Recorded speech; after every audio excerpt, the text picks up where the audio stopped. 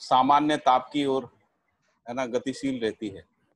तो जब भी कहीं ताप बढ़ जाता है तो धीरे धीरे कुछ समय के बाद जो है वो परावर्तित होता है, परावर्तित होने से सामान्य ताप में आ जाता है। तो हर इकाई में ये एक व्यवस्था रहती है।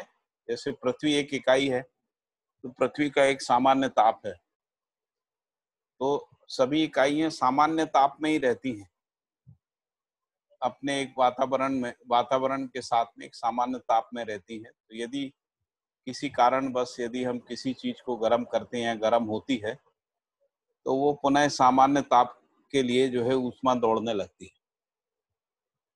ऐसा हम लोग ऊष्मा को पहचान रहे हैं। फिर ये कह रहे हैं कि जो प्राकृतिक तरीके से जो भी ऊष्मा है, जो सूर्य के परावर्तन से भी आती है, और भी अन्य विधियों से जो भी ऊष्मा है जो प्राकृतिक विधियों से है, उसका प्रयोजन स्पष्ट है, वो विकास क्रम विकास में सहायक है। लेकिन जो मानव के द्वारा जो ऊष्मा पैदा की गई और उसका जो प्रयोग किया गया, वो सब प्रदूषण का कारण रहा और उससे बहुत सारी समस्याएं पैदा हुई। और उससे जैसे कोयला, पेट्रोलियम आदि को जलाने से या इंडस्ट्री में इसका प्रयोग करने से, ऊष्मा का उपयोग करने से जो भी अवशेष बचते हैं, चाहे वो वायु के रूप में कार्बन डाइऑक्साइड, कार्बन मोनोऑक्साइड ना,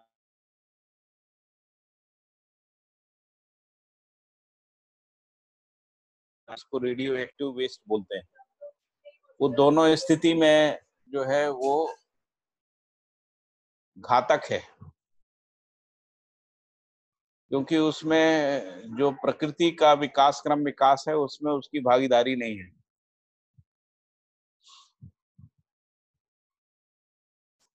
तो इससे ये पता लगता है कि ये जो ऊष्मा है उसका जो प्रयोजन है अंततः विकास क्रम विकास, जागृति क्रम जागृति को प्रमाणित होने के अर्थ में ही है।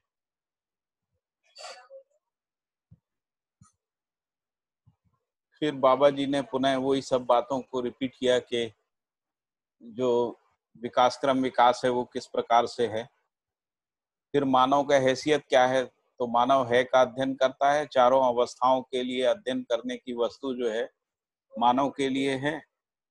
अध्ययन करने में हमें इस तथ्य का सूत्र मिलता है कि धरती में ऋतुक्रम व्यवस्था से ही अथवा प्रभाव से ही, पूरकता से भौतिक क्रिया व्यवस्था से रासायनिक क्रिया व्यवस्था का प्रकटन इस धरती पर हो चुका है।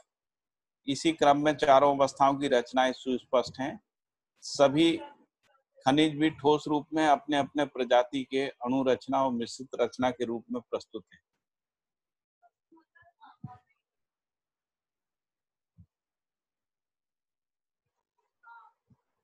फिर इसके बाद ये कहा कि ये विविध प्रजातियों के आधार पर जो यौगिक घटना रासायनिक उर्मी और वैभव के रूप में होता है, उसमें रासायनिक द्रव्यों के आधार पर संपूर्ण प्राण कोशाएं संरचित प्राण कोशाओं संरचित रचनाएं, फिर छोटे छोटे वनस्पति प्रजातियां, फिर छोटे बड़े वनस्पति प्रजातियां, फिर जीवावस्था की प्रजातियां, फिर मानव शरीर रचना, तो इस धरती पर प्रमाणित है। तो इससे स्पष्ट हुआ कि ऊर्जा संपन्नता, बल संपन्नता, क्रियाशीलता के साथ साथ विकास क्रम विकास की प्रवृत्ति इन सब रचनाओं में समाई रहती है। इसीलिए हर रचना जो है वो अग्रिम रचना के प्रकटन का कारण बनती है, और इसके लिए उसके पास ऊर्जा संपन्नता, बल संपन्नता और क्रियाशीलता रहती ही है। इस सब के साथ में उसमें विकास की प्रवृत्ति रहती है। फिर हम लोगों ने पढ़ा था कि जीवन विकसित पद में होना पहले स्पष्ट किया जा चुका है, यह गठनपूर्ण पद को प्राप्त किया रहता है। इस गठनपूर्ण परमाणु में ही आशानुरूप गति रहने वाला जीवन आशावश किसी न किसी जीवावस्था अथवा ज्ञानावस्था के शरीर को संचालित करता है।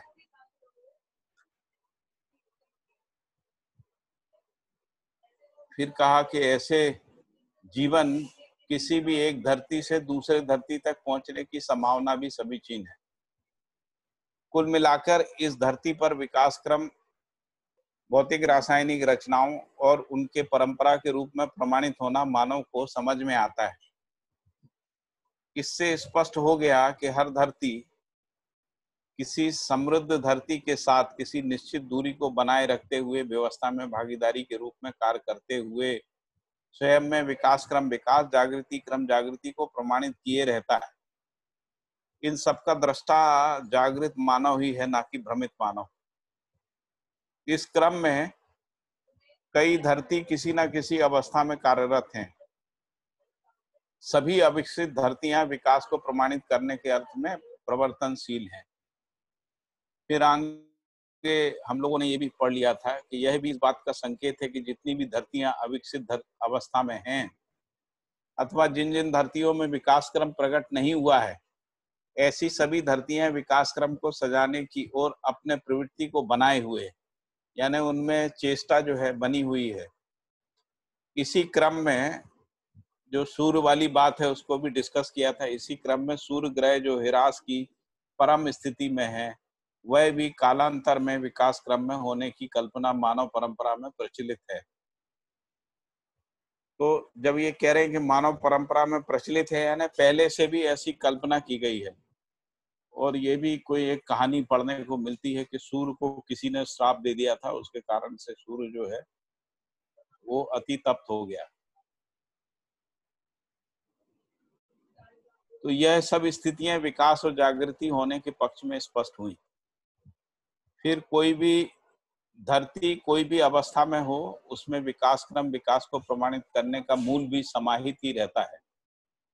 क्यों रहता है? तो उन्होंने कहा क्योंकि हर आवेश सामान्य स्थिति की ओर है, स्वभाव गति की ओर है, स्वभाव गति विकास क्रम की ओर है, विकास क्रम विकास की ओर है, विकास जागृति क्रम को प्रमाणित करने की ओर है और जागृति क्रम जागृति को प्रमाणित करने की ओर एवं जागृति की निरंतरता को प्रमाणित करने की ओर कार्य करता हुआ समझ में आता है।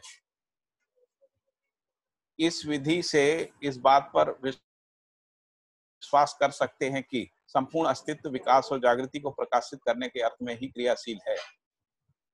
इस क्रम में कई ग्रह गोलों में अधिकतम ताप जैसे सूर्य में है का होना एवं ससम्मुख जितने भी ग्रह गोल होते हैं उनमें कम ताप रहता है, जिनमें ताप का समाहित हो जाना दिखाई पड़ता है।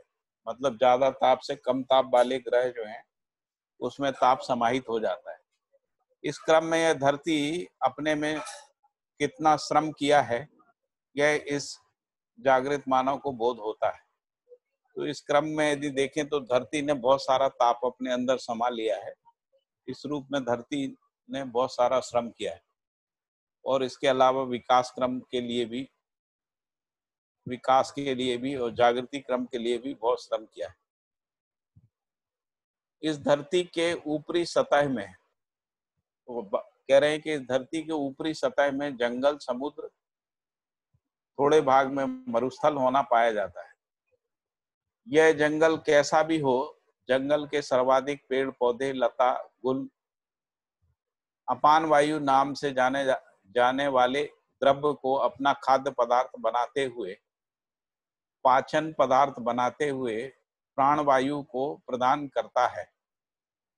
वो कह रहे हैं कि धरती में जितना भी पेड़ पौधे आदि हैं वो सब जो है कार्बन डाइऑक्साइड को पचा लेते हैं और उसके बदले में प्राणवायु को छोड़ते हैं।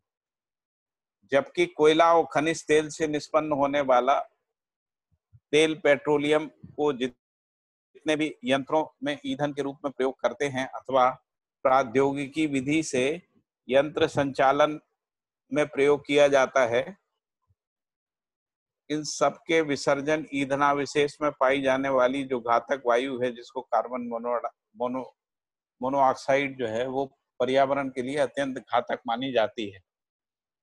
इससे पता लगता है कि ऐसे खनिज कोयले के मूल में बड़े बड़े जंगल धरती में दबकर कोयले के रूप में आज प्रकट हैं। ऐसे दबने के पहले जंगल वही द्रव्य अपने में पचा रखा था। तो वो कह रहे हैं कि कोयला जो है वो क्यों कार्बन डाइऑक्साइड, कार्बन मोनोऑक्साइड छोड़ता है, तो उन्होंने कहा कि वो जलने से पहले जो है उन्होंने कार्बन डाइऑक्साइड को पचा के रखा हुआ था। इसी को अपना खाद्य पदार्थ बनाकर आकाश चुंबकीय वृक्ष बने रहे होंगे। ऐसे आकाश चुंबीयता के परिकल्पना को धरती में बनी हुई खनिज कोयले की मोटाई के आधार पर किया जाना स्वाभाविक है। वर्तमान में कहीं कहीं कोयले की 150 से 180 150 से 180 मीटर मोटाई की परत बिछी हुई है। तो इससे अंदाज लगाया जा सकता है कि कितने बड़े बड़े वृक्ष रहे होंगे। 1 मीटर कोयला होने के लिए कम से कम 10 मीटर पेड़ की आवश्यकता पड़ती है। 10 मीटर लंबाई वाले पेड़ की आवश्यकता पड़ती है। तो इस विधि से यदि हम लोग देखें तो लगभग 1500 से लेके 1800 मीटर ऊंचाई तक के पेड़ हो सकते हैं। मीटर नहीं भैया, फीट। मीटर लिखा है भैया। 150 से 180 मीटर है। हाँ। ये कोयले की परत, तो उससे 10 गुने लंबे जो है वो पेड़ होंगे। तो मतलब 150 मीटर परत है, तो 1500 फीट, 1500 मीटर के आसपास। वही तो कह रहा हूँ, 1500 से 1800 मीटर तक। मीटर ही हो गया ना, सीधा 10 गुना। मीटर ही हो गया, 10 गुना हुआ ना। 10 गुना हो गया, तो इसलिए 10 गुना कर दिया, 1500 से 1800। हाँ भैया, ठीक बात। इसकी सघनता गणितीय विधि से सभी समझ सकते हैं। इस प्रकार अथक कोयला बनाने के लिए बड़े वृक्षों का जंगल रहा होगा। गणितीय विधि से ही इसको निकाला जा सकता है। सामान्य कल्पना में समाना ही बहुत मुश्किल है। परिकल्पना में यही लाया जा सकता है कि आकाश चुंबी गगन जंगल रहे होंगे। ऐसे जंगल भूमि के अंदर दबकर सैकड़ों हजारों वर्षों में कोयला हुआ होगा और वही जंगल प्राण घातक वायु को पचाता रहा होगा। अब वही कार्बन मोनोऑक्साइड को पैदा कर रहा है, क्योंकि हम उसको निकाल के जला रहे हैं, इसलिए जो है कार्बन मोनोऑक्साइड को, नहीं तो वो पचा के जमीन के नीचे बने हुए थे। अभी पौधे कार्बन डाइऑक्साइड पचाते हैं, ऑक्सीजन पैदा करते हैं। यह सभी विज्ञानियों को विदित हो चुका है। इस बात का जिक्र यहाँ इसलिए कर रहे हैं कि धरती के लिए इसका प्रयोजन क्या है। हम इस बात को समझ चुके हैं कि कोयला या कार्बन ऊष्मा को शोषित करता है, वातावरणीय ऊष्मा को अपने में ज्यादा से ज्यादा समा लेता है। इसका प्रयोग इस प्रकार से कर सकते हैं कि एक समान स्थली में कोयले को पोतें और दूसरे समान स्थली में एक सफेद को पोत दें। तो कड़ी धूप के कारण कोयला जहां पोता रहता है वहां पैर रखने से गर्म लगता है, और जहां सफेद पोता रहता है वहां कम गर्म लगता है। इन दोनों के बीच की स्थितियों को भी अन्य जगहों पर देखा जा सकता है। इससे यह पता लगता है कि कोयला ज्यादा से ज्यादा ताप को अपने में पचा लेता है, धीरे धीरे वितरित करता है।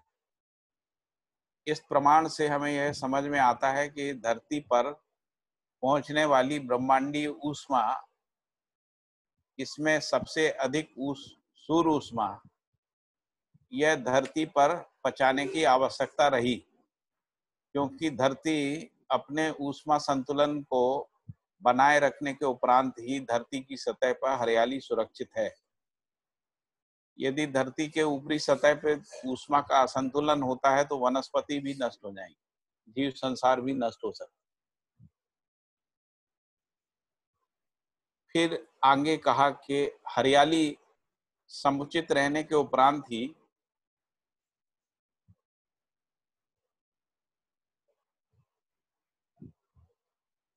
सुरक्षित रहने के उपरांत ही कृमि कीट जीव जानवरों का प्रकटन, उसके उपरांत ही मानव का प्रकटन होना क्रमित रचना वैभव के रूप में हम मानव को समझ में आता है। हरियाली सुरक्षित रहने के उपरांत ही, यदि हरियाली सुरक्षित होगी तो हरियाली कैसे सुरक्षित होगी?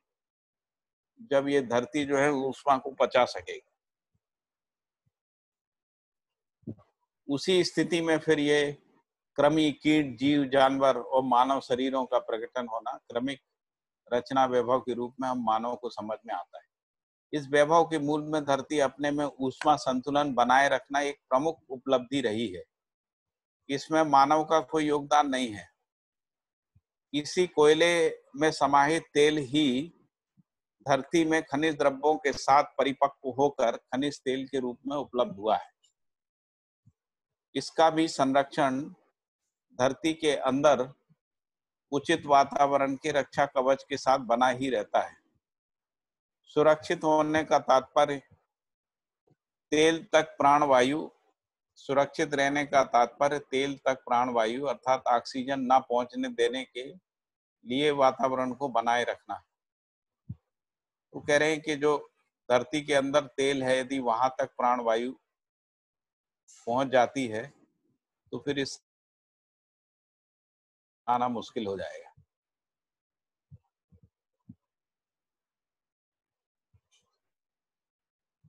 इसी कोयले में समाहित तेल ही धरती में खनिज द्रव्यों के साथ परिपक्व होकर खनिज तेल के रूप में उपलब्ध हुआ है। इसका भी संरक्षण धरती के अंदर उचित वातावरण के रक्षा कवच के साथ बना हुआ है। सुरक्षित रहने का तात्पर्य तेल तक प्राणवायु का न पहुंचने, प्राणवायु ऑक्सीजन के लिए वातावरण को बनाए रखना ही है। उस स्थिति में होगा कि वो ऑक्सीजन को पचा जाएगा। इसलिए बाबा जी ने यहाँ पर इस ओर ध्यान दिलाया है। इस प्रकार से हम इस तथ्य पे पहुंचते हैं कि धरती की कंपनात्मक गति के समान रूप में संपूर्ण खनिज में कंपन और स्पंदन, उससे अधिक रासायनों में स्पंदन और उससे अधिक प्राणवायु में स्पंदन। तो ये जो स्पंदन है वो क्रमशः बढ़ता जाता है ना। धरती में जो कंपनात्मक गति के रूप में है तो संपूर्ण खनिजों में भी उसका कंपन स्पंदन है। उससे अधिक स्पंदन रासायनिक संसार में है और सबसे अधिक प्राणवायु में स्पंदन है। फलस्वरूप रचनाएं इस धरती पर प्रकट होती हैं। तो ये जो स्पंदन या कंपन है, इसका भी है ना रचनाओं के प्रकट होने में भूमिका है। फलस्वरूप रचनाएं इस धरती पर प्रकट हैं। ये सब ऐसी संतुलित रचनाओं को प्रकट करने के अर्थ में है। ये सब ऐसी संतुलित रचनाओं को प्रकट करने के अर्थ में इसके पूर्व भूमि में संपन्न संपूर्ण क्रियाकलाप है। अतएव यह सब नियम पूर्वक ही संपादित हुई है। नियंत्रण और संतुलन पूर्वक अवस्थाएं प्रकट हैं। इसे हम मानव अच्छी तरह से समझने की आवश्यकता है। अनुशीलन पूर्वक संरक्षण संवर्धन विधि से स्वयं को व्यवस्थित कर लेने की आवश्यकता है।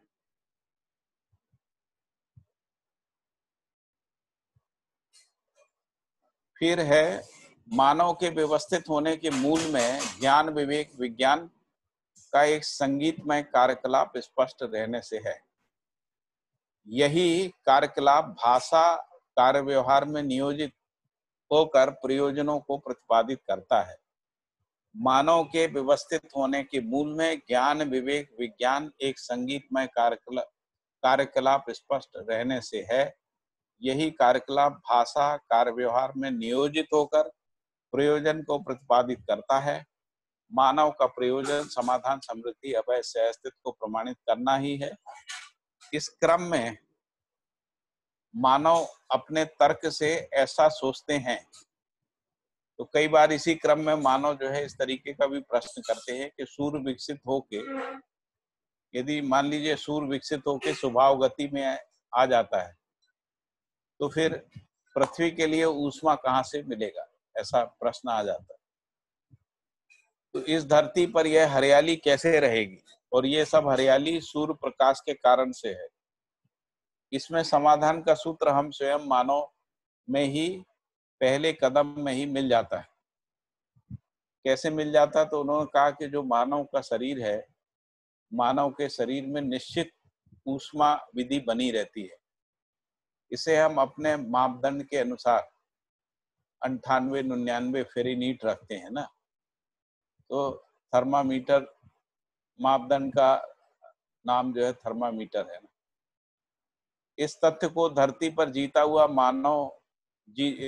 जागता मानव में देखा गया है, जहां मानव 0 से नीचे तापमान में भी, अभी तो हम लोग ऐसा भी देख रहे हैं कि इस पृथ्वी पर 0 से नीचे भी बहुत नीचे तक है, 50, 60, 70 है ना डिग्री नीचे तक है। तो फ़ारेनहीट से लेकर जहां मानव रहता है वहां शरीर का ताप भी उसी सामान्य ताप से नापा जाता है। तो इस धरती पर 120 फ़ारेनहीट से भी अधिक ताप प्रभावित रहते हैं। तो आमतौर पे जैसे मैं सरदार शहर रहता था तो वहां पे -4 डिग्री से लेके 50 डिग्री तक टेम्परेचर का फ्लक्चुएशन था। तो लगभग 54-55 डिग्री का टेम्परेचर का फ्लक्चुएशन है ना, रेंज होने के बावजूद भी सबके शरीर का तापमान जो है वो निश्चित रहता है। इसका मतलब है कि मानव शरीर में सामान्य ताप बनाए रखने की विधि बनी हुई है। उसी के कारण से मानव शरीर के अंदर एक सामान्य ताप बना रहता है। तभी हम मानव को स्वस्थ भी कहा जा सकता है। यदि वो सामान्य ताप बना रहता है तभी मानव को स्वस्थ कह सकते हैं। तो वातावरण के अनुसार ताप यदि बदल जाता है तो रोगी कहलाता है अथवा मर गया है कहा जाता है। इस प्रमाण के आधार पर धरती का स्वास्थ्य भी विचार किया जा सकता है। धरती के वातावरण में जो ब्रह्मांडी किरण और ताप परावर्तित होकर धरती को स्पर्श करता है, इससे धरती का तापमान ना बढ़ने ना घटने के लिए ताप पाचन व्यवस्था को धरती अपने स्वयं में से संतुलित बनाए रखना पहले वर्णित हो चुका है। तो जैसे अभी सूर्य से जो ताप आता है उसको पचाने के बाद जो है धरती अपने एक सामान्य ताप को बनाए रखती है। तो यहाँ पर ये परिकल्पना है कि यदि सूर्य कभी सामान्य ताप में चला गया, उस स्थिति में ये धरती पुनः किसी नए मैकेनिज्म से ताप संतुलन को बनाए रखने में सफल रहेगी।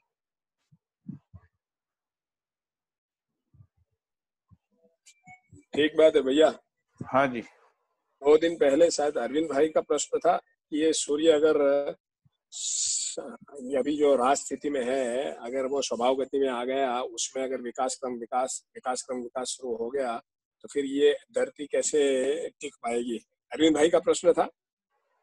हाँ भैया, है ना। तो जहाँ हाँ बाबा भैया, जी ने बताया है कि इस धरती पर है ना ऐसी भी जगह है जहाँ माइनस में है तापमान, है ना, और ऐसी भी जगह है जहाँ +120 फ़ारेनहीट है, और दोनों जगह पर मानव रहते हैं, और दोनों जगह पर मानव रहते हैं। मानव के शरीर का तापमान जो है 98 से 99 ही है। बात पहुंच रही है मैं जो कह रहा हूँ? हाँ। तो हम मानते हैं कि इसमें सूर्य का रोल है, लेकिन इसमें सूर्य का रोल कहाँ है? जहाँ माइनस है वहां पे भी जो है तापमान तो उतना ही है मानव शरीर का। अच्छा, जहाँ सूर्य उतना है नहीं, सूर्य की गर्मी उतनी नहीं योगेश भाई, थोड़ा सा इसमें थोड़ा सा संशोधन है। हाँ। तो अभी जो शरीर रचना है वो सूर्य के रोल के साथ ही है। हाँ। तो अभी जो ताप को पचा के एक सामान्य ताप में रहने की जो विधि है मानव शरीर में, हाँ, उसमें सूर्य की भी भूमिका है।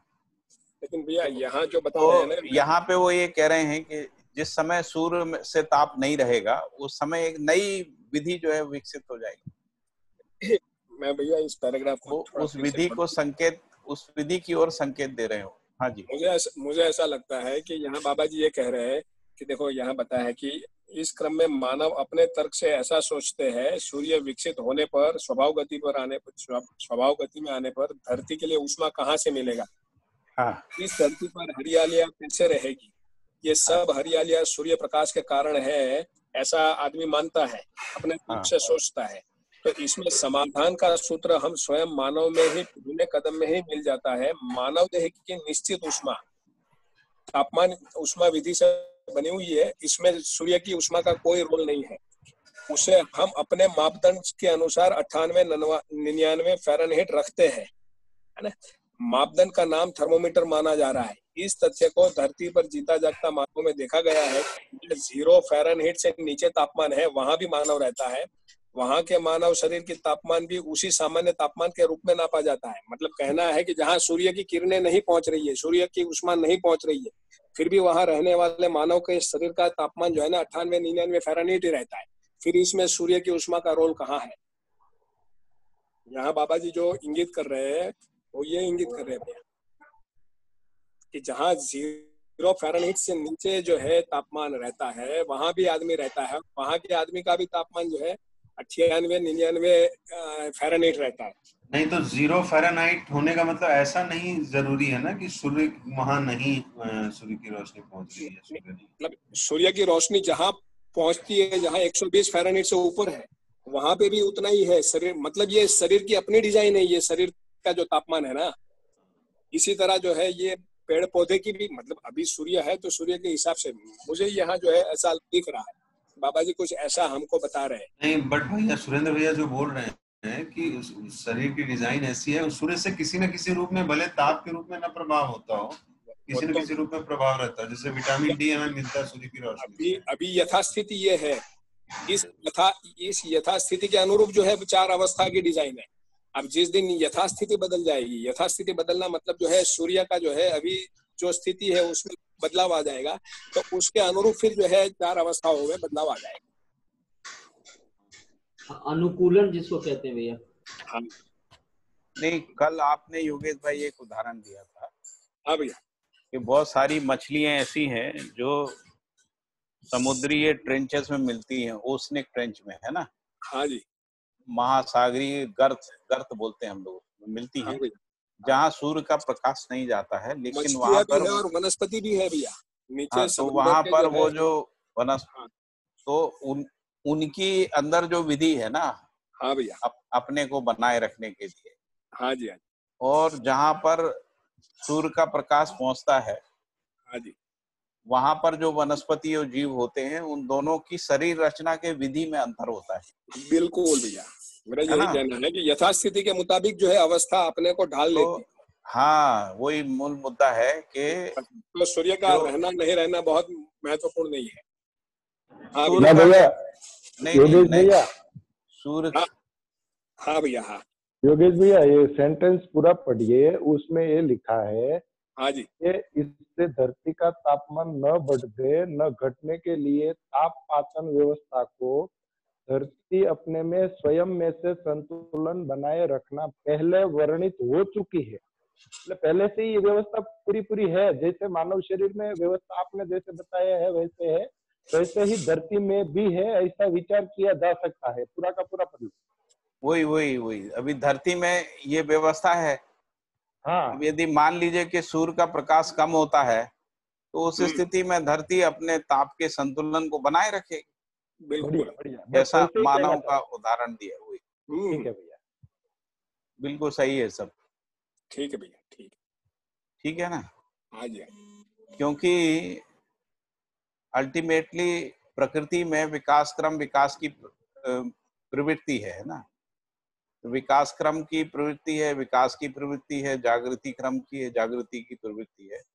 हाँ भैया इसके अर्थ में ही संपूर्ण क्रियाकलाप है, एक एक इकाई का जो क्रियाकलाप है, इसी के अर्थ में, इसी के अर्थ में चारों अवस्थाओं का क्रियाकलाप, इसी के अर्थ में सारी ब्रह्मांडी किरणों का ब्रह्मांडी क्रियाकलाप भी इसी के अर्थ में। पूरे ब्रह्मांड में जो कुछ भी घट रहा है उसके योगफल में ही तो विकास क्रम विकास, जागृति क्रम जागृति है। इस पृथ्वी में जो भी जागृति का क्रम शुरू हुआ उसमें ब्रह्मांडी किरणों का योगदान है। तो इसलिए इस पूरे ब्रह्मांड में जो कुछ भी घट रहा है वो विकास के अर्थ में ही है, जागृति के अर्थ में ही है, विकास क्रम के अर्थ में है, जागृति क्रम के अर्थ में है ना। इस बात को हमको समझना चाहिए। तो उसमें कहीं किसी ग्रह में ताप का कम होना, किसी ग्रह में बढ़ जाना, है ना, ये सब भी व्यवस्था के अर्थ में ही होगा। तो जब कभी भी सूर्य जो है अपने ताप को कम करेगा, उस स्थिति में भी व्यवस्था जो है बाकी ग्रहों में बनी रहेगी, क्योंकि अस्तित्व में प्रवृत्ति ही है ना, मूल प्रवृत्ति उसकी विकास क्रम विकास की है, जागृति क्रम जागृति की। ऐसा मैं कह रहा था। ये ठीक है योगेश भाई? हाँ भैया, हाँ भैया, बिल्कुल ठीक बात है आपने जो कहा। कुछ कहना चाहती हूँ। बोलिए। ये तो है, ठीक है, सूर्य के चेंज होने की स्थिति में जैसा कि ऐसा मानते हैं कि धीरे धीरे सूर्य का जो ताप है वो कम होता जाएगा और एक बाकी डेड जिसको स्टार कहते हैं उसमें बदल जाता है। पहली बात तो ये है कि इसमें जो स्थिति आने में लाखों वर्षों की बात है, करोड़ों अरबों वर्षों। हाँ, उतनी बात है। सेकंड बात ये है कि यदि जब कभी भी ऐसी स्थिति आती है तो ये भी हो सकता है कि उस समय जो भी अर्थ की स्थिति बनेगी उसके अकॉर्डिंग भी कुछ चेंजेस आएंगे और कुछ नई व्यवस्थाएं भी बन सकती हैं। मतलब जो इस धरती पे शरीर बनेंगे उनकी रचना विरचना में भी परिवर्तन होने की संभावना तो रहेगी। नहीं, रचना विरचना बना रहेगा। जो शरीर के चेंजेस आए हैं, आज जो हम सोच रहे 98.3 डिग्री है उस पे एक नहीं, आपने कहा रचना विरचना की विधि बदल जाएगी, वो मैंने कहा कि रचना विरचना बनी रहेगी। हाँ, मतलब उसमें हो सकता है कुछ चेंजेस विधि बदल जाएगी, उसमें क्या है। विधि जैसे मान लीजिए कि पहले पेड़ जो है वो 1500 मीटर तक होते थे जी। अभी 1500 मीटर के पेड़ नहीं होते हैं। वो कहीं कहीं अमेरिका में हम लोग देखते हैं तो शायद वो 500-700 मीटर तक ही होते हैं, अमेज़न वगैरह में। लेकिन पहले हमारे भारत में भी होते थे, अभी नहीं मिलते हैं। हाँ, है ना? वही कह रही, वो चेंजेस आने की जिस समय तो हो ये सकता है सब बहुत। हाँ, तो ये सब हो जाता है। जैसे एक समय बहुत डायनासोर होते थे, है ना जी। तो डायनासोर होते थे और उनके उस समय धरती का जो वातावरण था, उस वातावरण के लिए उनका जो शरीर रचना था वो उसके अनुकूल था, है ना? तो इसीलिए ये जो प्रकृति है जी, तो उसमें जो मूल प्रवृत्ति है वो विकास क्रम की है, वो बनी रहती है। वो तो रहेगी, हाँ बिल्कुल ठीक। तो उस मूल प्रवृत्ति बस जो है शरीर रचनाएं हैं। मूल प्रवृत्ति बस सभी प्रकार की रचनाएं, बिल्कुल। और उन सभी प्रकार की रचनाओं का आवश्यकता अनुसार, है ना, समयानुसार जो है उनका प्रकटन होता है। जी, ऐसा है। बिल्कुल बिल्कुल बिल्कुल, आपने ठीक ही वही कहा। तो जैसे ये इस धरती पे मानव आ गया है ना जी, और मानव में भी विकास क्रम आ गया है और ये जागृति क्रम आ गया है और जागृति भी हो गई है। कम से कम एक मानव के रूप में जागृति जो है वो हो चुकी है, इसको लेके हम लोगों को संदेह नहीं है। तो इसमें संपूर्ण जो क्रियाकलाप है, जो ब्रह्मांडी किरणों का भी और सभी ग्रह नक्षत्रों का और सभी प्रकार के वातावरण का और जो भी मानव परंपरा में हुआ है, इन सब का योगदान है एक आदमी तक इसको पहुंचाने में, है ना जी। जैसे पूर्णता की जो घटना है संक्रमण की, उसमें संपूर्ण नैसर्गिक प्राकृतिक क्रियाकलापों के योगफल में ही वो घटित होती। तो वैसे ही जागृति क्रम है, वैसे ही जागृति है। तो इसलिए जो बाबा जी के अंदर जो कुछ भी घटा, ये एक प्रकार से अस्तित्व सहज क्रिया के कारण से ही संपन्न हुआ। मतलब अस्तित्व जो है अपने को प्रमाणित करने के अर्थ में किसी एक मानव शरीर से प्रकट हो गया, ऐसा भाषा भी हम बोल सकते हैं। अब यदि ये प्रकट हुआ है तो अपनी परंपरा को बना के भी रखेगा जी। तो इसीलिए जो जागृति की जो परंपरा है वो समीचीन दिखती है। मतलब एक लॉजिक मैंने लगाया है इसमें। नहीं बिल्कुल, जैसे पानी बन गया तो पानी की परंपरा है, पेड़ पौधे बन गए तो पेड़ की परंपरा है। इसमें पूरा निसर्ग जो है सहअस्तित्व इसमें अपना योगदान करता है ना जी। उसी तरीके से जीव बन गए तो जीवों का परंपरा है, मानव बन गया तो मानव का परंपरा है ना। तो जो जागृति क्रम है वो उससे एक जागृति आ गई है ना। जी। अब हम मानव जो है मानवीय आचरण को समझने में सक्षम हो गए। तो इस अर्थ में उस जागृति को बनाए रखने के लिए, यानी उसकी परंपरा को बनाए रखने के लिए सभी का योगदान होगा, जी। है ना। इसी को सहअस्तित्व कह रहे हैं। सहअस्तित्व का मतलब सबके योगदान से ही अस्तित्वीय क्रियाकलाप संपन्न होते हैं। इस दृष्टिकोण से विकास जागृति के रूप में उसकी परंपरा का बना रहना जो है प्रमाणित होता है, सिद्ध होता है। जी। उसके सहअस्तित्व सूत्रों को समझा जा सकता है। ठीक है।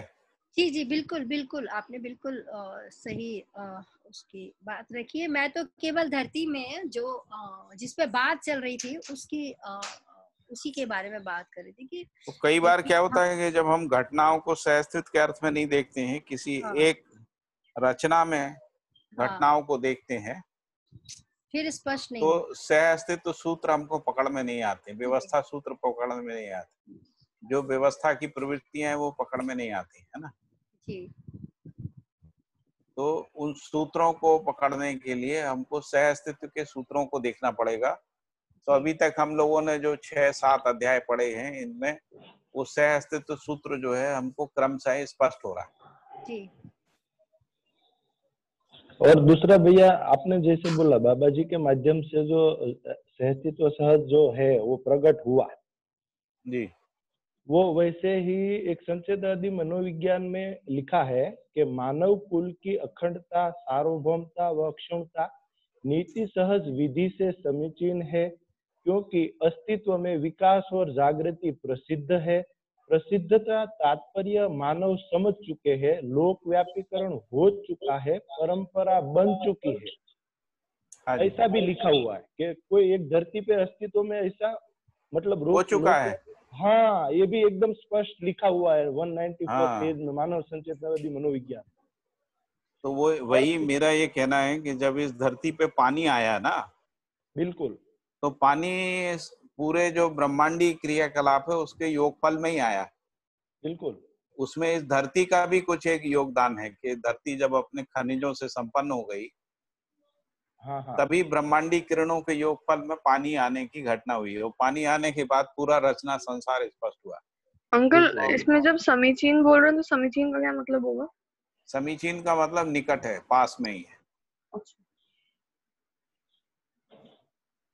तो पानी आने के बाद जो है वो क्रमशः उसका प्रकटन हुआ, जिसको हम लोग प्राणावस्था और जीवावस्था और ज्ञानावस्था कह रहे हैं ना। चाहे भले उसमें कई करोड़ हजार लाख साल लगे हो, तो जो भी घटनाएं इस पृथ्वी पे होती हैं या किसी भी एक रचना में होती हैं, उसमें संपूर्ण सह अस्तित्व का योगदान रहता है। इस बात को यदि हम लोग पहचान सकते हैं, तो फिर सह अस्तित्व सूत्रों के आधार पे ये संपूर्ण क्रियाकलाप की व्याख्याएं जो हैं वो संभव हो जाती। और इसीलिए जो आपने संचेतनावादी मनोविज्ञान से ये जो उदाहरण दिया है, हाँ वो हाँ बहुत उपयोगी हो जाता है। हाँ, क्योंकि एक मानव से लेके पूरी अस्तित्व में कोई एक धरती में ऐसे पूरी परंपरा बन चुकी है, ऐसा बाबा जी बता रहे हैं। हाँ जी, इसके और लिए फिर तो नीचे सूत्र भी है ना कि जो हाँ था नहीं वो होता नहीं। बिल्कुल बिल्कुल मतलब बिल्कुल सही है। धरती पर वही है और वही होगा जो ऑलरेडी है ही। हाँ, तो है उसमें ना? पीछे ये भी लिखा है भैया हाँ कि हाँ जी, परंपरा बन चुकी है अथवा समझ सकते हैं, लोक व्यापीकरण कर सकते हैं, परंपरा बना सकते हैं और वह भवित हो सकता है। ठीक बिल्कुल बात। बिल्कुल, क्योंकि ये है ही, ये सहअस्तित्व हाँ हाँ, ठीक है ही। है ही, जो था नहीं वो बिल्कुल होता नहीं, है ना। बिल्कुल मतलब यहाँ बिल्कुल बाबा जी जो जागृति, विकास क्रम विकास, जागृति क्रम जागृति और जागृति की निरंतरता की बात कर रहे हैं। मतलब उनका कहना है कि जागृति की निरंतरता ऑलरेडी अस्तित्व में है कहीं पर, बिल्कुल है ना। इसलिए इस धरती पर होगी और आने वाले सभी ग्रहों में यही क्रम बनेगा। बिल्कुल बिल्कुल बिल्कुल ठीक है, ठीक है। ठीक है भैया। तो हम लोग इधर आ गए थे कि इस धरती का तापमान ना बढ़ने ना घटने के लिए ताप पाचन व्यवस्था को धरती अपने स्वयं में से के संतुलन बनाए रखना पहले वर्णित हो चुका है। यह कोयले के परत के रूप में धरती में समाई हुई है। और बाबा जी संकेत कर रहे हैं कि उस स्थिति में कोयले के परत के रूप में जो है धरती में ये समाया हुआ है। मानव अपने अविवेक वश, प्रलोभन वश धरती का पेट फाड़ दिया, कोयले को निकाल लिया, धरती तापग्रस्त हो गई। कोई भी विज्ञानी और प्रौद्योगिकी संसार इस जिम्मेदारी को स्वीकारने को तैयार नहीं है। इसका उपचार दरकिनार रहा। इस विधि से हम कहाँ पहुंचेंगे, क्या हो सकता है? तो कहा उन्होंने, पहले दुष्परिणाम का स्वरूप जो है इस धरती किसी तादाद में से तप्त होकर या तप्त होने के उपरांत इस धरती पर हरियाली, जीव जानवर, मनुष्य नहीं रह पाएंगे। पहला ये बोला। फिर कहा कि दूसरी स्थिति में धरती के तापग्रस्त होने के उपरांत उत्तर दक्षिणी ध्रुव में जितनी भी बर्फ संग्रहित है उस सबके पिघलने के स्थिति में ऊंचे ऊंचे पर्वत शिखरों को छोड़कर सभी जगहों पे जलमग्न की स्थिति हो सकती है। ऐसी स्थिति में मनुष्य की क्या हालत होगी, सभी सोच सकते हैं। तीसरा दुष्परिणाम बताया, इस धरती पर जब भी पानी के रूप में यौगिक क्रिया संपादित हुआ है तब एक जलने वाले और एक जलाने वाले द्रव्य के सहज रूप में जोड़ने की स्थिति बनी ही होगी। हाइड्रोजन ऑक्सीजन में एक जलने वाला है, एक जलाने वाला है। उस समय जलने वाले और जलाने वाले उपद्रव्य दोनों को सामान्य बनाने के लिए एकमात्र ब्रह्मांडीय किरण ही उपादेय रहा है। ऐसे ब्रह्मांडीय किरण बनाम विकिरण और विकिरणीयता के संसार को आज का मानव पहचान चुका है। इस बात को ध्यान में रखने पर निम्न वर्णित कल्पना ध्यान में आती है, भले ही अंकल, उक्त इसमें घटना किरण और घटित न हो। विकिरण का क्या मतलब डिफरेंस क्या है, किरण और विकिरण में? जिसको हम लोग रेडियो एक्टिव बोल रहे हैं ना, वो विकिरण है। अच्छा। विकिरण का मतलब है कि जो अजीर्ण परमाणु के अंदर से जो अंतर्निहित अग्नि या पार्टिकल्स होते हैं वो निकलते हैं, हाँ। उसको वो किरण का मतलब है वो पोषक होती है ना, वो अपने में ऊष्मा को समा लेती, वो किरण है। ठीक। तो तीसरा प्रकार का जो आशंका व्यक्त कर रहे हैं बाबा जी कि जिस विधि से पानी बनने की घटना हुई थी वो घटना रिपीट हो सकती, मतलब रिवर्स हो सकती। रिवर्स होने में क्या होगा कि पूरा पानी इस धरती का जो है विघटित हो सकता है।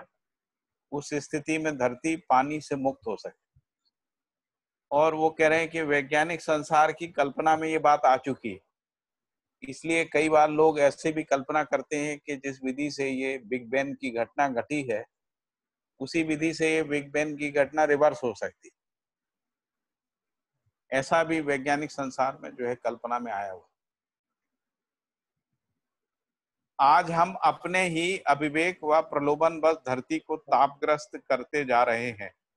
परिणाम में धरती की सुरक्षा की संभावना न्यून हो गई है। प्राणवायु की मात्राएं धीरे धीरे घट रही है ना, सने सने घटने लगी।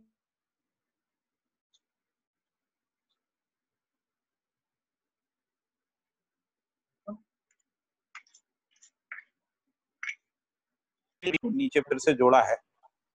ऐसी स्थिति में ब्रह्मांडीय किरण जो पानी बनाने के लिए संयोजक रहा, ऐसे प्रदूषण के संयोजन बस इसके विपरीत घटना यानी पानी के विघटन का कारण बन सकता है।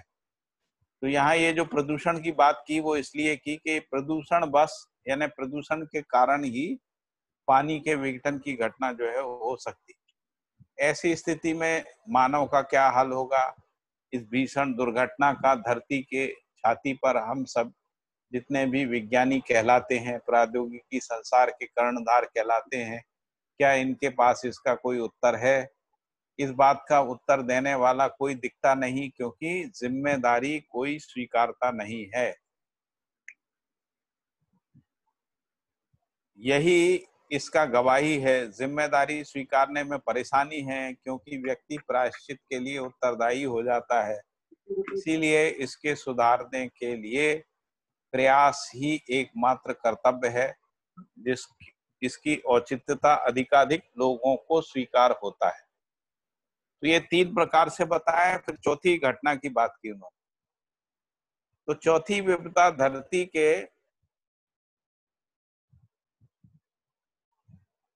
धरती के तापग्रस्त होने के आधार पर धरती के चुंबकीय प्रभाव क्षेत्र का विचलित हो जाना है। तो इस धरती पर उत्तर और दक्षिणी ध्रुव के बीच में स्वयं स्फूर्त विधि से चुंबकीय धारा और चुंबकीय प्रभाव क्षेत्र बना हुआ है। इस बात को भी स्वीकारा गया है। इसी आधार पे दिशा सूचक तंत्र बनाकर प्रयोग कर चुके हैं। मैग्नेटिक जो वो नीडल बनाते हैं ना, उसकी बात कर रहे हैं। इस विधि से जो ध्रुव से ध्रुव अपने संबद्धता को बनाए हुए हैं, इसके आधार पर ही धरती के ठोस होने का अविरल कार्य संपादित होता रहा है। इससे धरती के परत से परत ऊष्मा संग्रहण, पाचन, संतुलिनीकरण संपादित होती रही है। तो ये जो चुंबकीय धारा है, इसकी जो भूमिका है वो धरती को ठोस बनाए रखने के लिए है। धरती के परत से परत ऊष्मा संग्रहण, पाचन और संतुलिनीकरण क्रिया को संपादित करने के अर्थ में है।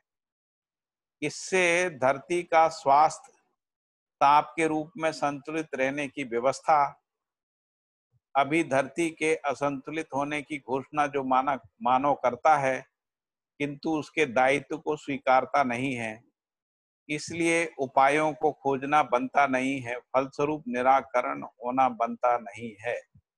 इस क्रम में आगे और धरती में ताप बढ़ने की संभावना को स्वीकारा जा रहा है। यह इस बात के लिए आगाह करता है कि ध्रुव से ध्रुव तक संबद्ध चुंबकीय धारा किसी ताप तक पहुंचने के बाद विचलित हो सकती है। ऐसा हम लोग बाकी जो मैग्नेटिक फील्ड है उसमें भी देखते हैं कि यदि कोई टेम्परेचर बढ़ा देते हैं तो उसका जो चुंबकीय जो प्रभाव होता है वो खत्म हो जाता है। इससे यह धरती अपने आप में ठोस होने के स्थान पर बिखरने लग जाना स्वाभाविक है। यह बिखर जाने के बाद धूल के रूप में मानव की कल्पना में आता है। इसके उपरांत मानव कहाँ रहेगा, जीव जानवर कहाँ रहेंगे, हरियाली कहाँ रहेगी, पानी कहाँ रहेगा, पानी की आवर्तनशीलता की व्यवस्था कहाँ रहेगा। यह सब विलोम घटनाएं मानव के मानस को काफी घायल करने की स्थिति में तो हैं, लेकिन है ना, इसके उपचार का उपक्रम यही है कि कोयले और खनिज तेल से जो काम होना है उसका विकल्प पहचानना होगा।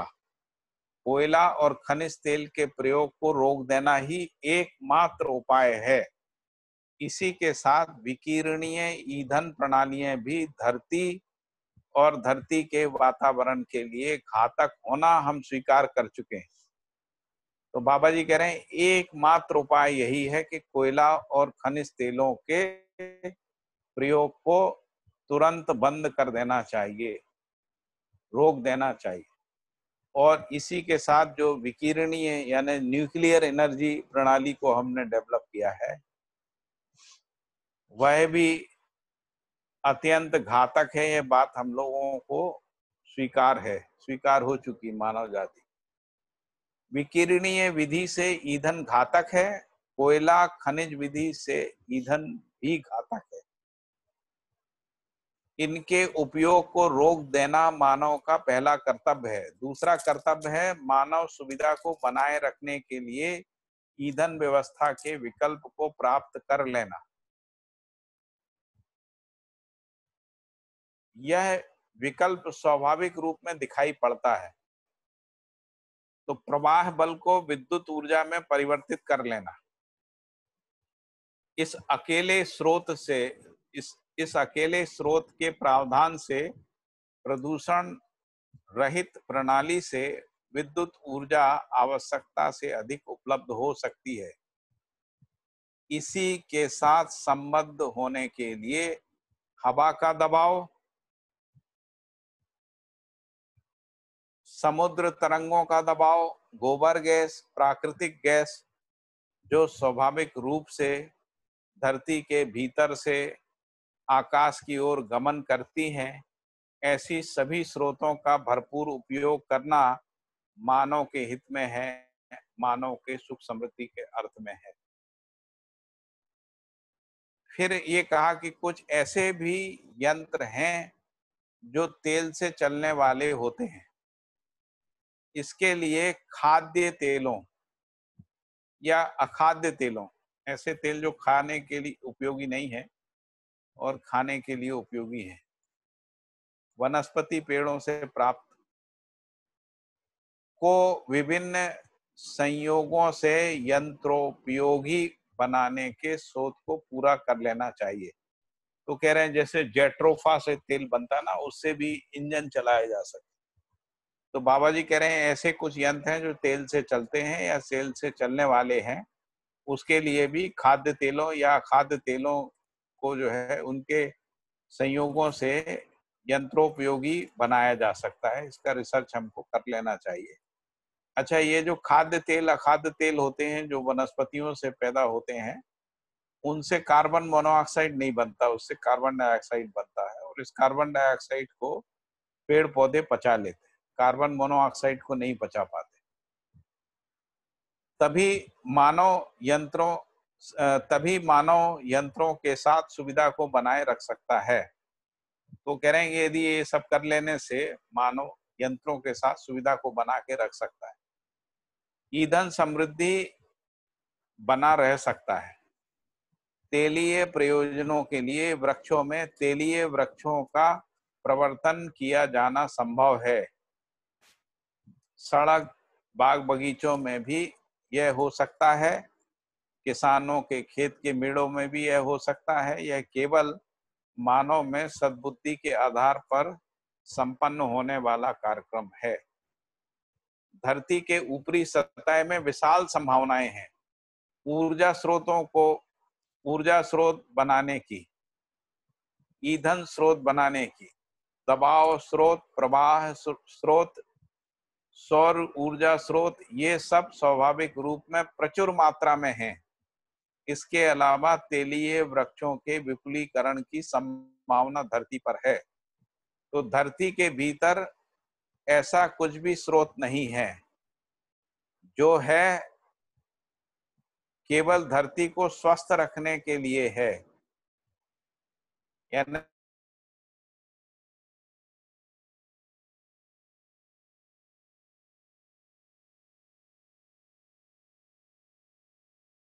परीक्षण करें तो धरती की सतह पर संपूर्ण सौभाग्य स्रोत हैं। धरती के भीतर ऊपरी हिस्से के समान या सदृश कोई स्रोत दिखाई नहीं पड़ती है। तो धरती के भीतर हम लोग खोजने की कोशिश कर रहे हैं, उसको कह रहे हैं बाबा जी कि वहां ऐसा कोई स्रोत दिखाई नहीं पड़ता है, बल्कि उससे समस्याएं हो रही हैं। जैसे हम लोग अभी खनिज तेल निकाल रहे हैं या ग्राउंड वाटर निकाल रहे हैं, वो दोनों ही समस्या पैदा कर रहे हैं। इसी क्रम में और भी एक तथ्य याद रखने योग्य है। धरती के पाताली जल, ग्राउंड वाटर जिसको कह रहे हैं ना, स्रोत की ओर दृष्टि गई तो कुल मिला के 25-30 वर्ष में ही सर्वाधिक जगह में पाताली जल स्रोत क्षीण हो गए। तो पाताली जल स्रोत क्षीण हो गए, उससे क्या हुआ, तो ऊपरी जल स्रोत जो है सूख गए, जैसे तालाब, बावड़ी आदि सूख गए। मनुष्य जो है बर्बादी की ओर चल दिया। इस मुद्दे पे थोड़ा सा ध्यान दें। फिर वो कह रहे हैं कि धरती के ऊपरी हिस्से में जितनी विशालता होती है, धरती के नीचे उसकी विशालता घटती जाती है ना। इसको उन्होंने एक उदाहरण दे के समझाया है, क्योंकि जो पेरीफेरी होती ना कोई भी, क्योंकि जो पृथ्वी है वो गेंद के आकार की है, तो इसलिए आप धरती के जितने भी अंदर जाएंगे उसका रेडियस जो है वो कम होता जाएगा। इसी को बाबा जी ने कहा है कि एक प्रयोग करके समझाया जा सकता है। कोई भी विद्यार्थी इसको परीक्षण निरीक्षण करके देख सकता है कि पहले एक गोल वृत्त बनाए, और वह आसानी से हाथ से भी बनाया जा सकता है, कंपास से भी बनाया जा सकता है। इसके बाद आधे आधे आधे में एक एक वृत्त भीतर बनाते जाएं, भीतर बनाते जाएं, तो जितने भीतर जाएंगे केंद्र की ओर उतना वृत्त का आकार छोटा होता जाएगा। इस प्रकार धरती का भीतरी सतह ऊपरी सतह से छोटा ही होता है, और हम मानव जो है भ्रमवश पाताली स्रोतों में ऊपरी सतह से ज्यादा मिलने की उम्मीद लगाए हुए हैं, जबकि ऊपर का सरफेस बड़ा है, इसलिए वहां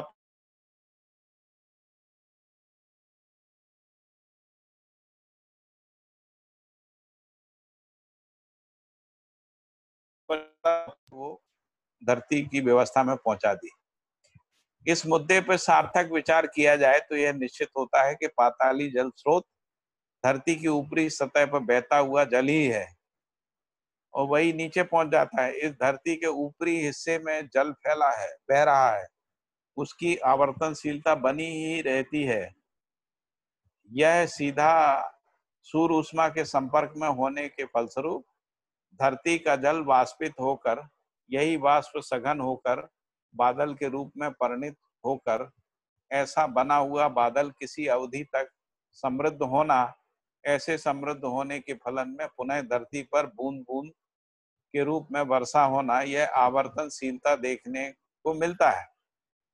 इसमें यही सार्थक होना सुनिश्चित होता है कि धरती पर जल को ज्यादा जगहों पर फैलाकर रोका जाए या रखा जाए, जैसे छोटे बांध बना के, है ना, तालाब बना के, बावड़ी बना के, कुएं खोद के, आदि आदि।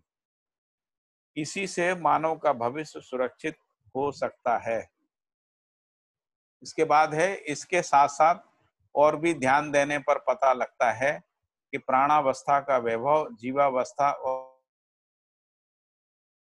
कार्यकलाप कार्य व्यवहार का शुभ स्थली धरती के ऊपरी सतह पर ही प्रमाणित है।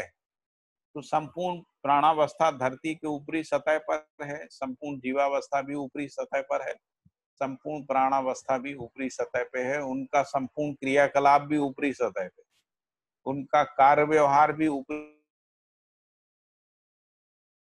तो शुभ स्थली के रूप में ऊपरी सतह को ही प्रमाणित, ऊपरी सतह ही प्रमाणित है। ये तीनों अवस्थाएं धरती के भीतर कहीं भी वैभवित नहीं हो पाती हैं। इसी के साथ यह भी देखने को मिलता है कि खगोलीय प्रकाश ऊपरी हिस्से में ही प्रतिबिंबित होती है। धरती अपारदर्शक होने के आधार पर खगोलीय या ब्रह्मांडीय जो भी प्रकाश है वो धरती में पारगामी होना संभव नहीं है। इन सभी तथ्यों पर मानव को ध्यान देना आवश्यक है, क्योंकि मानव ही इस धरती के भीतरी हिस्से में हस्तक्षेप किया है। इसका परिणाम अशुभ हो चुका है, यह स्पष्टीकरण हो चुका है। फिर आगे है कि मानव शुभ ही चाहता है, शुभ सूत्र और व्याख्या में पारंगत होने की आवश्यकता है। शुभ सूत्र और व्याख्या अथवा शुभ सूत्र और व्याख्या के आधार पर सहअस्तित्व विधि अर्थात नियम, नियंत्रण, संतुलन, न्याय, धर्म, सत्य पूर्वक समाधान, समृद्धि, अभय सहअस्तित्व को प्रमाणित करता हुआ जीता है। हर मानव शुभ ही चाहता है, शुभ सूत्र और व्याख्या में पारंगत होने की आवश्यकता है। ऐसे शुभ सूत्र और व्याख्या अथवा सर्व शुभ सूत्र और व्याख्या के आधार पर सहअस्तित्व विधि अर्थात नियम, नियंत्रण, संतुलन, न्याय धर्म सत्य रूपी समाधान समृद्धि अभय सहस्तित्व को प्रमाणित करता हुआ जीता है। सार्वभौमिकता शुभ का सूत्र और व्याख्या है। इस बात को हम अच्छी तरह समझ चुके हैं, पहले व्याख्या कर चुके हैं। अखंडता सूत्र है और सार्वभौमता व्याख्या है। इसका धारक यही जागृति का प्रमाण है, सौभाग्य का वैभव है, यही मानव की चाहत भी है।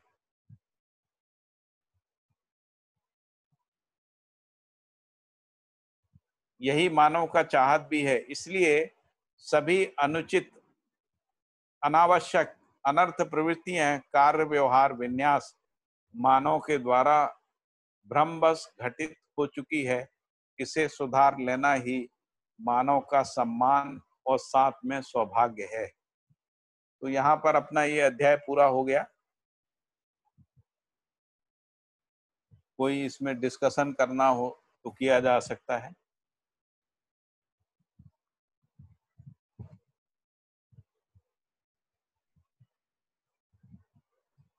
हाँ जी, सब ठीक है सर।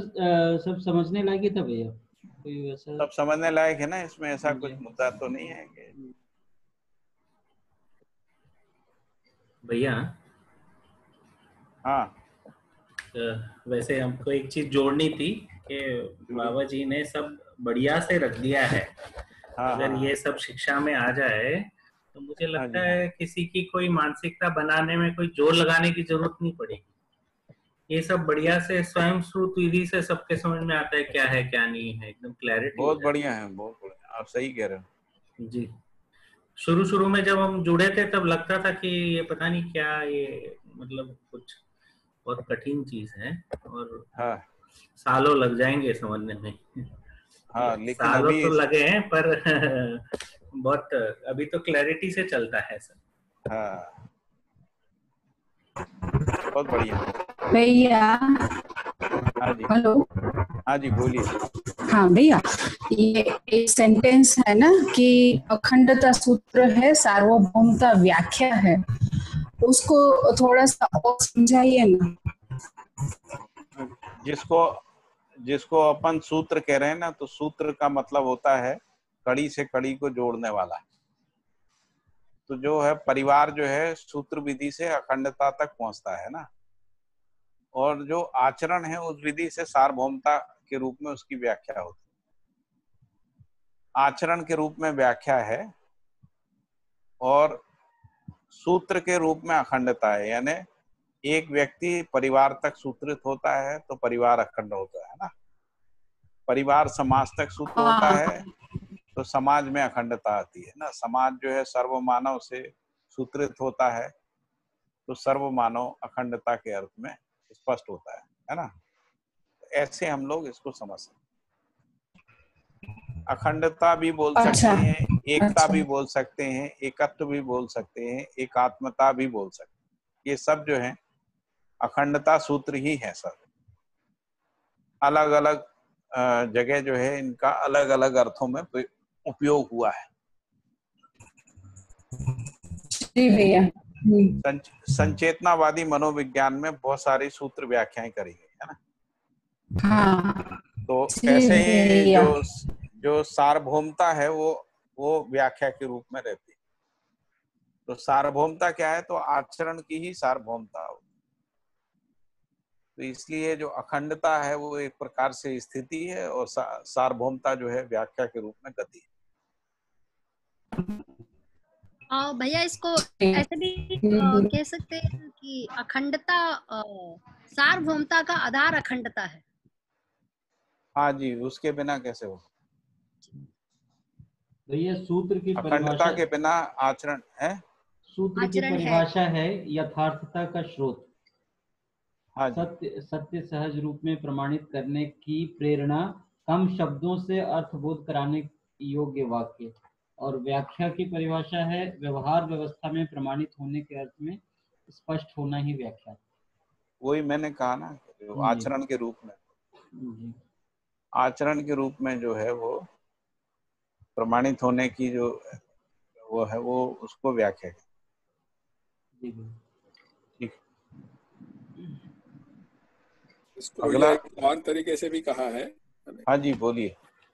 कि सूत्र मानी जो है समझने की जो वस्तु है वो सूत्र रूप में है, और वो जो समझ है उसको जीना व्याख्या है। जी जो आप कह रहे हैं वो वही है। जी भैया। समझना सूत्र है, जीना व्याख्या है। ठीक बात है। ठीक बात। इसीलिए समझना स्थिति है और जीना गति है ना। जीना गति है। हाँ, तो और मैंने दोनों। उसका व्यवहारिक भी अर्थ बताया आपको हाँ भैया। कि परिवारों में जब सभी परिवार के सभी सदस्य जो हैं एक आचरण में आ जाते हैं, ठीक बात। तब परिवार की अखंडता होती है, बिल्कुल। है ना। तो जब वो न्याय से सूत्रित होते हैं तब ये होता है। उसी तरीके से परिवारों के बीच में जब हम धर्म पूर्वक सूत्रित होते हैं ना, सर्वतोमुखी समाधान पूर्वक जब हम परिवार सूत्रित होते हैं, उससे समाज बनता है ना, समाज की अखंडता आ जाती ठीक बात है ना। इसी तरीके से आगे सर्व मानव तक समाज सूत्रित होता है। तो इस तरीके से सर्व मानव के रूप में ही मूल अखंडता तो सर्व मानव के रूप में ही है। बिल्कुल भैया। है ना, जिसको हम लोग ज्ञानावस्था कह रहे हैं। ज्ञानावस्था अपने आप में सर्व मानव के रूप में अखंडता है।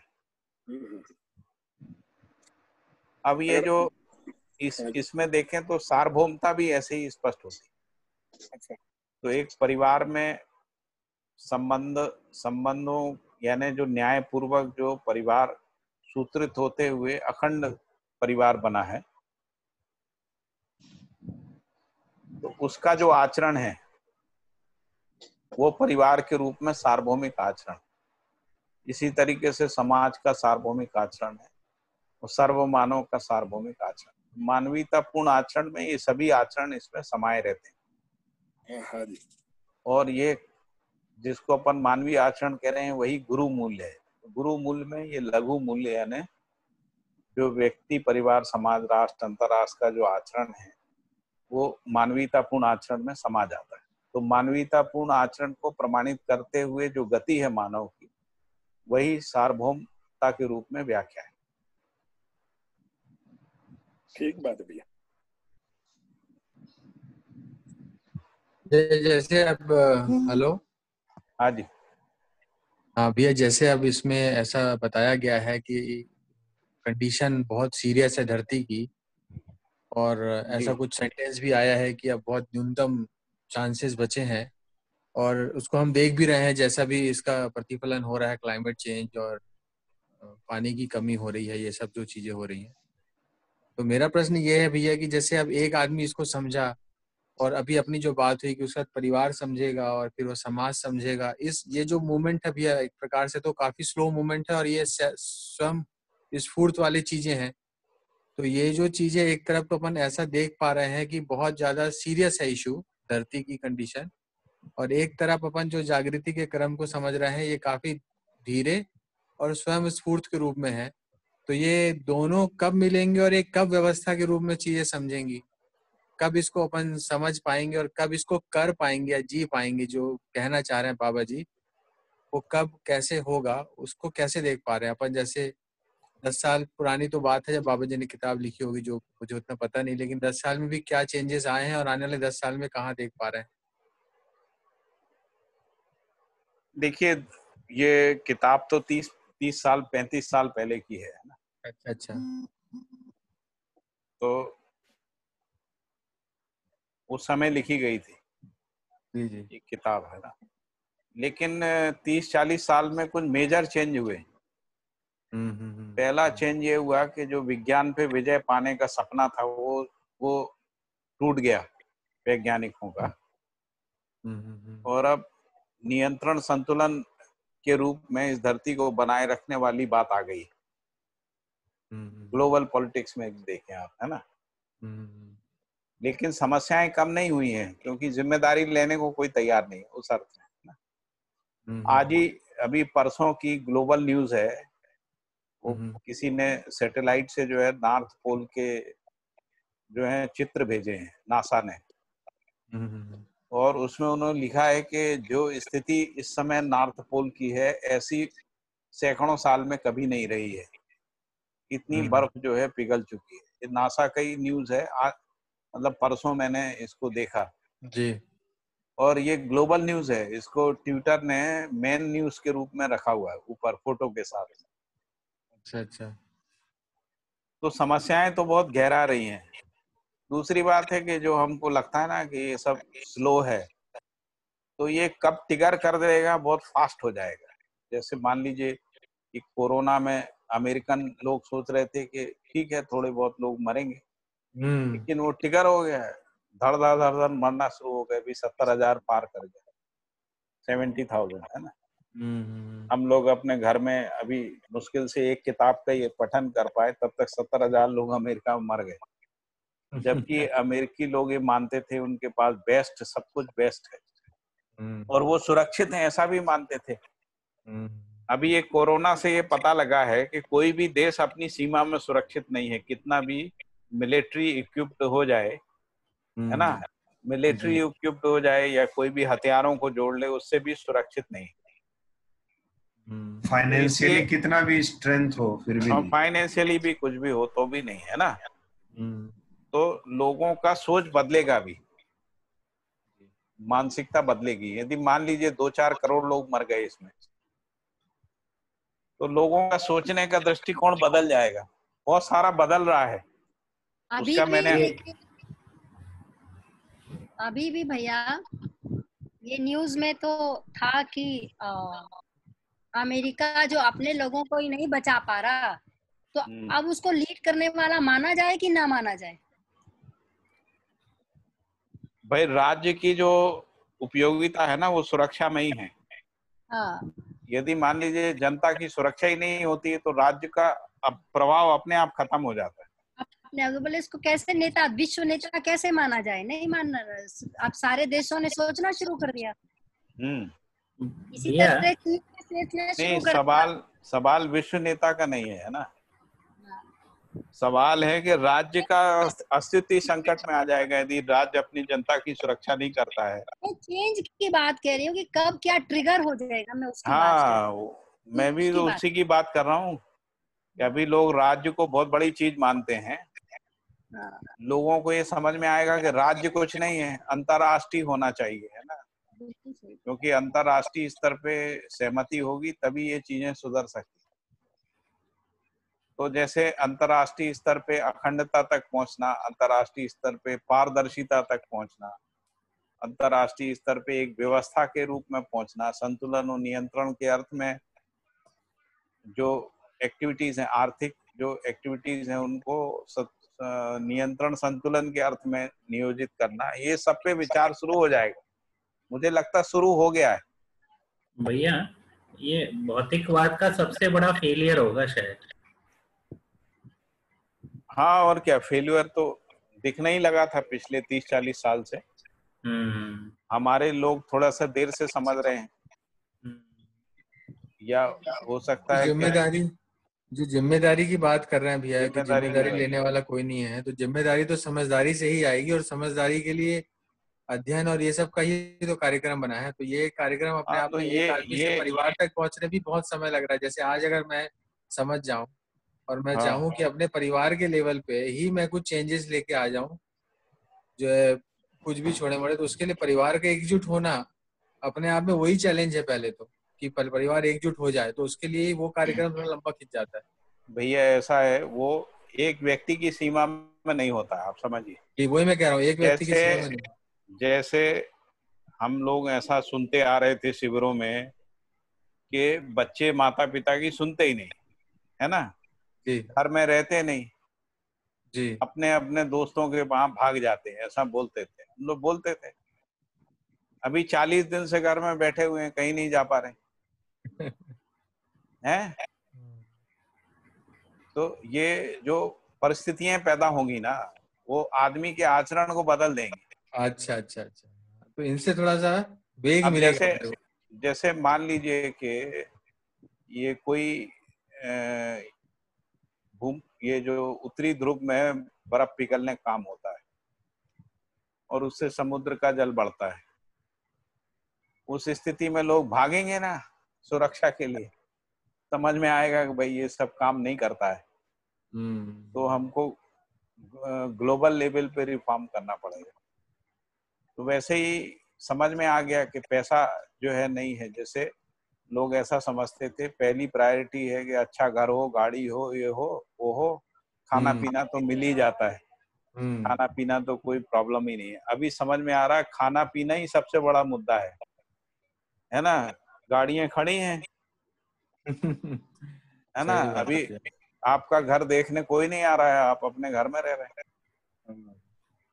नहीं, ये आपने सही बोला भैया, परिस्थितियां थोड़ा सा उनको पुश करेंगी तो उससे एक्सीलरेशन होगा इस प्रोसेस में। हाँ, कोई एक तो ये जो लोग भौतिकता की दौड़ में शहरों की तरफ गए थे, अगर मान लीजिए थोड़ा सा भी टिगर कर गया ना कि नहीं हमको तो जो है अपने गांव में ही कुछ भी करके जिंदा रहना है, ऐसा तय हो गया, तो पूरी इकोनॉमी शीर्षासन में आ जाएगी। पूरी 90% इंडस्ट्री बंद हो जाएंगी। और भैया ऐसा ही है, अभी कई लोग क्योंकि यही चाह रहे हैं। अभी कल ही मेरी बात हुई, वो जो हमारे सुहास क्षीर सागर है ना पुणे में, तो वो वीआईपी कंपनी के एशिया के जो है सेल के मैनेजर थे वीआईपी का, और इस लॉकडाउन में वीआईपी कंपनी ने 7,000 कर्मचारियों को निकाल दिया। 7,000 कर्मचारी। बांग्लादेश की एक फैक्ट्री बंद करी, उसमें करीब 4,000 लोग थे, वो फैक्ट्री बंद कर दी। जी, ये तो सब जगह हुआ है अभी, सही तो बात है। अभी तो क्या है ना, जो लेबर गई वो मिलेगी नहीं लेबर। अभी भैया जो वापस लेबर, भी नहीं आने वाले कोई। हाँ, मान लीजिए 50% ही वापस नहीं आए तो 50% इंडस्ट्री चौपट हो जाएगी। लेबर नहीं बोल रहा, परिस्थितियां निर्मित हो रही हैं धीरे धीरे भी, सही बोल। परिस्थितियां निर्मित हो रही, लोगों को सोचना पड़ेगा। दूसरी बात है कि आज हम लोगों को ये समझ में आ रहा है ना सब्जी का क्या महत्व है ना, हेल्थ का क्या महत्व है ना, जो खाद्यान्न है उनकी क्या कीमत है। भौतिकता की तुलना में जिनको हम बाबा जी कह रहे थे कि सामान्य आकांक्षाएं ही के बिना नहीं जिया जा सकता है ना, महत्वाकांक्षा के बिना तो मानव जी सकता है।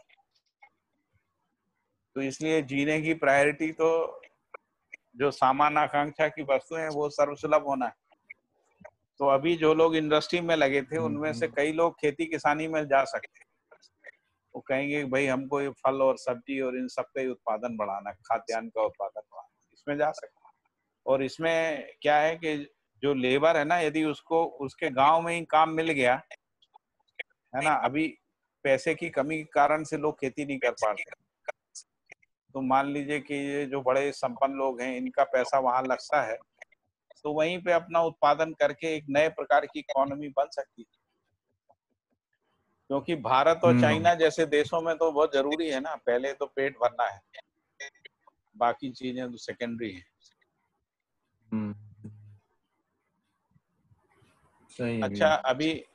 अभी और भी पेंडेमिक हो सकते हैं ना, ये तो पहले ही है, क्योंकि जो वातावरण बिगड़ता है तो उसके दुष्परिणाम तो आते ही रहते हैं ना। जैसे अभी ये जो प्रदूषण के कारण से बहुत सारे लोग मरते हैं जिनका हमारे पास डाटा नहीं है, ये गति बढ़ सकती है, ये भी गति बढ़ सकती है। तो धीरे धीरे लोग जाएंगे, जो जो समझेगा वो जाएगा, जो नहीं समझेगा वो मरेगा। क्या है, धरती अपने को नियंत्रण में रखेगी, संतुलन में लाएगी। कई सामाजिक असर भी आएंगे भैया, क्योंकि जो लेबर आए हैं गांव में भर भर के, अब वो हाँ, जमीन ढूंढेंगे, अपनी नाप जोक करेंगे, फिर लड़ाई झगड़ा डिस्प्यूट हो जाएगा। हो सकता है अपराध भी बढ़ेगा ना, वो अपराध बढ़ेगा, लेकिन उपकार प्रवृत्ति भी बढ़ेगी। बहुत सारे लोगों में उपकार प्रवृत्ति देखने को मिलती है ऐसे समय में। तो लोग जो हैं ये भी कहेंगे कि भाई मंदिरों को भी कुछ करना चाहिए, है ना, मस्जिदों को करना चाहिए, ये भी लोग कहना शुरू कर देंगे। लोग कहने लगे ना कि भाई अल्लाह थोड़ी आ रहा है बचाने के लिए, भगवान थोड़ी आ रहा है। ये सब समझ में आना चाहिए ना, नहीं? हाँ भैया। कल ही मेरी बात हो रही थी, वो बड़े दीदी डॉक्टर हैं, वो कह रहे थे सब लोग बहुत कोऑपरेट कर रहे हैं अभी, सर्वेंट से लेकर सीनियर तक, इवन डायरेक्टर तक, डॉक्टर लोग भी कर रहे हैं। हाँ, और मिनिस्ट्री भी इवन। वो जो अहंकार अकड़ होती थी ना, वो अकड़ को तोड़ दिया। नहीं। हालांकि ये हटने के बाद, अभी तो पहले हटने का सोच ही नहीं पा रहे हैं लोग कि केसेस बढ़ रहे हैं ना पूरी दुनिया में। तो कुछ ही जगह पे कुछ थोड़े बहुत जो कम आए हैं, तो वो भी ये कह रहे हैं कि वो 6 वीक के कंपैरिजन में कम हो गए हैं, लेकिन संख्या तो बढ़ रही है ना।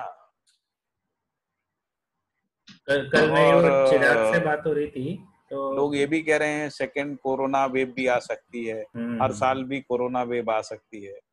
फिर कुछ लोग ये भी कह रहे हैं कि जो कोरोना से ठीक हो गए उनमें कोई नए सिम्टम्स भी आ सकते हैं, है ना।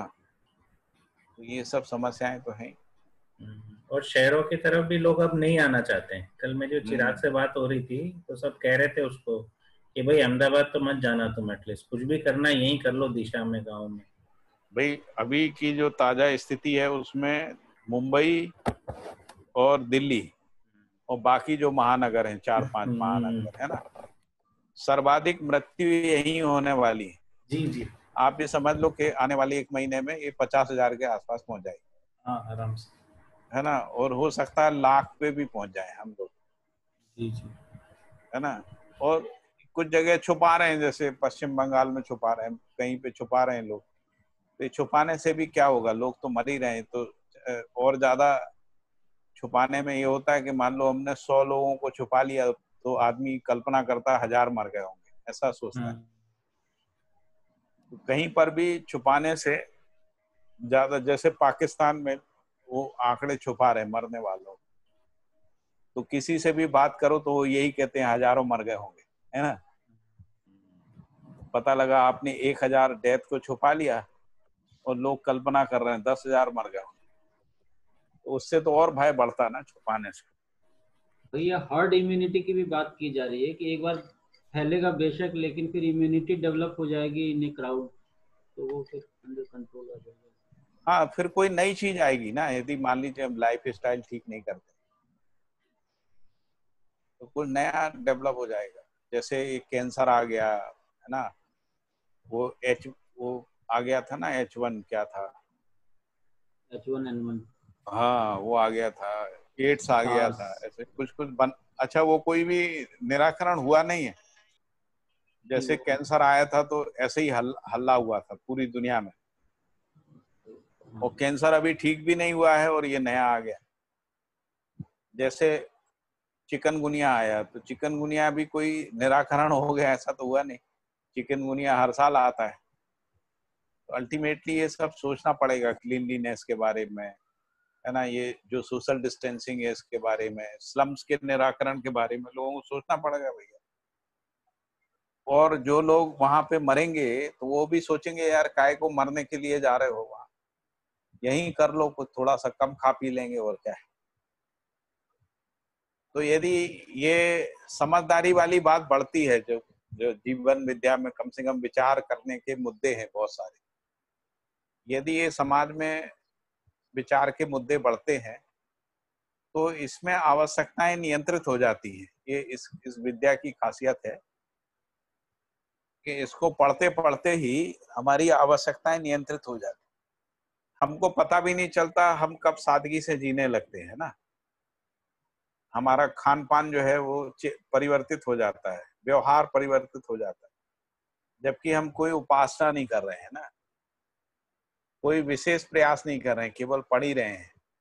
तो पढ़ते पढ़ते ये सब परिवर्तन जो है वो, तो ये अगर प्रवृत्ति बढ़ती है लोगों में तो शायद हो सकता है कि लोगों में जो अनावश्यक गति है वो भी कम हो जाएगी। ऐसा उम्मीद तो कर ही सकते हैं ना। ये भी है, सही बात है। हैं? जी बिल्कुल, नहीं पढ़ते पढ़ते ये बात तो बिल्कुल सही है भाई। अपनी स्वभावगत जो बात थी नहीं लगती है, एक आभास तो होने लगता है थोड़ा सा। जी जी जी, जाने लगते हैं।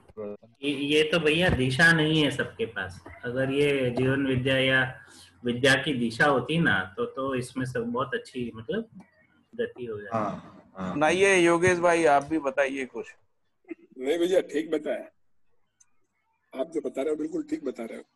हाँ, आज तो महेंद्र भाई का सेशन हो नहीं पाया, 3:30 बजे भी नहीं है। 3:30, अब 6 बजे है शाम को। 6 बजे है शाम को, है ना? हाँ 6 से 7:30।